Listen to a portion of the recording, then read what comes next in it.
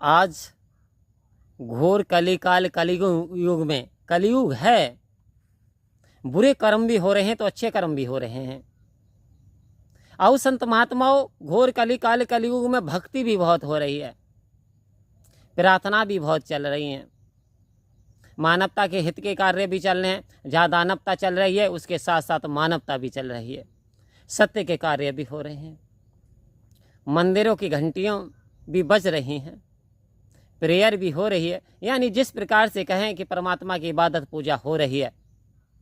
लेकिन संत महात्मा कहते हैं आखिर भक्ति है क्या? आखिर क्या भक्ति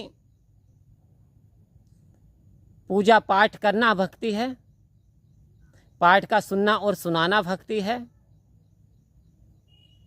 या फिर पवित्र स्थानों पे जाना भक्ति है? तो एक जगह संत महात्माओं ने कहा, तीर्थ गए तो एक फल, संत मिले फल चार, सतगुरु मिले अनंत फल, कहे कबीर विचार। कबीरदास जी कहते हैं लोगों को बड़ा सोच समझ करके, बड़ा विचार करके मैंने ये लिखा कि तीर्थ जाने से एक फल की प्राप्ति होती है, संत मिलते हैं तो चार फलों की प्राप्ति हो जाती है। जब संत मिलते हैं, जब आप चरण स्पर्श करते हैं तो तेजस्वी भय, विद्या में वृद्धि हो, आयु में वृद्धि हो, बल में वृद्धि हो, ऐसे ऐसे आशीर्वाद संतों की कृपा से मिल जाते हैं। कह रहे परंतु यदि सतगुरु मिले तो अनंत फल, अनंत कहते हैं लिमिटलेस, जिसकी कोई सीमा नहीं। सतगुरु जब मिलते हैं तो अनंत फलों की प्राप्ति हो जाती है। तो बात चल रही है कि भक्ति क्या है। संसार भक्ति तो कर रहा है, लेकिन भक्ति का आखिर डेफिनेशन क्या है? भय प्लस गति, भय प्लस गति भक्ति। अब भय किसका? भय केवल परमात्मा का, एहसास केवल परमात्मा का। परमात्मा से जो व्यक्ति डरता है वो संसार में किसी व्यक्ति से नहीं डरता। जो परमात्मा से नहीं डरते वो संसार में सबसे डरते हैं। आओ संत महात्माओं, तो भक्ति लोग अभी ना समझे, भक्ति लोग अभी ना समझे, प्रभु को पाना भक्ति है, छोड़ के सारे रगड़े झगड़े गुरु रिझाना भक्ति है। कह रहे हैं यदि वास्तव में वो पूजा पाठ भी पवित्र हो जाता है, वो पूजा पाठ भी सफल हो जाता है, वो मंदिर की घंटियां भी सफल हो जाती हैं, यदि प्रभु की प्राप्ति हो जाती है, यदि प्रभु की हमने प्राप्ति कर ली, यदि हमने गुरु को रिझा लिया, गुरु को रिझाना भक्ति है। यदि वास्तव में हमसे सदगुरु रीझ गया यानी खुश हो गया, तो समझ लीजिए हम भक्ति के मार्ग पर चल रहे हैं। आओ संत महात्माओं, संत महात्मा बताते हैं कि एक घड़ी आदि से पुनियाद, वो तुलसी संगत साध की तो कटे कोटि अपराध। कह रहे कितने से कितना बड़ा पापी भी हो, करोड़ों बंधन से छुटकारा निजात मिल जाता है यदि वो सत्य के धाम में आ जाता है, यदि वो इस सत्संग को धारण कर लेता है। तो आओ संत महात्माओं, भक्ति है क्या? भक्ति इस परमात्मा के एहसास में जीना है। भक्ति जो सद्गुरु आए हैं, जो जीवन को सफल बनाने के लिए आए हैं। जैसे सूरज निकला है, अंधेरा छट जाता है। एक कमरे में अंधकार कितना भरा हो, कई साल से उसमें चिराग ना जला हो, अंधकार ही अंधकार हो, लेकिन क्या आप जानते हैं उस कमरे में जैसे ही मोमबत्ती जलाओगे प्रकाश फट से आ जाता है, प्रकाश हो जाता, अंधेरा गायब हो जाता है। तो आखिर क्या इस संसार में परमात्मा तो समाया हुआ है, परमात्मा तो कण कण में है, लेकिन हम ही परमात्मा से दूर हैं। परमात्मा तो हमारे बहुत पास है।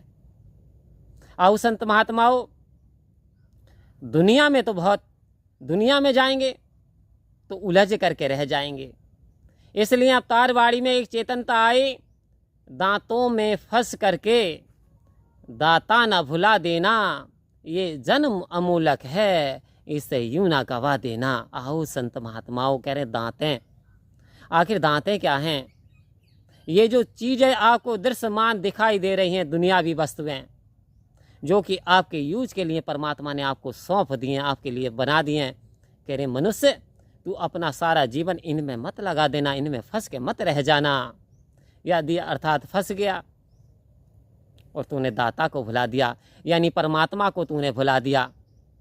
तो फिर वही बात होगी कि वादा करके राम भजन का, अरे जीव जगत में आया था। आओ संत महात्माओं, फिर तूने जो कॉल करार किए, जो वादा प्रभु परमात्मा से किया, अब तू उसे भूल गया। अब यदि तू भूल गया तो फिर एक लाइन और कही संत महात्माओं ने कि उठ जाग मुसाफिर भोर भई, अब रैन कहाँ जो सोबत है, जो सोबत है वो खोबत है, जो जागत है वो पावत है। कह रहे अब जाग जा, अब भूलने की बारी समाप्त हो गई। अर्थात तूने 83,99,999 योनियां भोगने के बाद तुझे हीरा जन्म मिला है।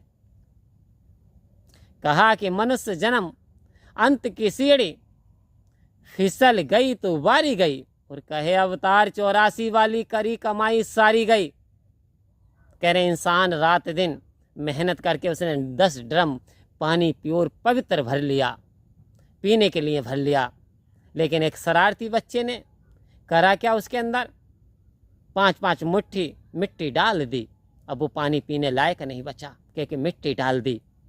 आओ संत महात्मा, होता क्या है, हम पूजा पाठ करें, भक्ति करें, सेवा करें, सत्संग करें, लेकिन यदि हमारे जीवन में अहंकार आ गया, हल्का सा भी अहंकार आ गया, समझ लें कि हमारी भक्ति धीरे धीरे क्षीणता की ओर चली जाती है। तो सतगुरु इस ओर इशारा दे रहे हैं, हमें इन विकारों से बच के रहना है। काम, क्रोध, मद, लोभ, अहंकार, ये सबसे बड़े शत्रु हैं। इन शत्रुओं से सावधान रहना है। अपने आप को यदि मैंने समर्पण कर दिया है सतगुरु के प्रति, यदि निरंकार के प्रति मेरा समर्पण हो गया, तो मेरी भक्ति हो रही है। भक्ति हो रही है, जब मैं सो जाता हूँ तब भी मेरी भक्ति हो रही है, क्योंकि मैंने अपने आप को परमात्मा के समर्पण कर दिया। तो आज ज़रूरत है, यदि हम समर्पित हो गए हैं पूरी तरीके से, तो हम भक्ति कर रहे हैं। संत महात्माओं, परम प्यार से बोलिए धन्यवाद।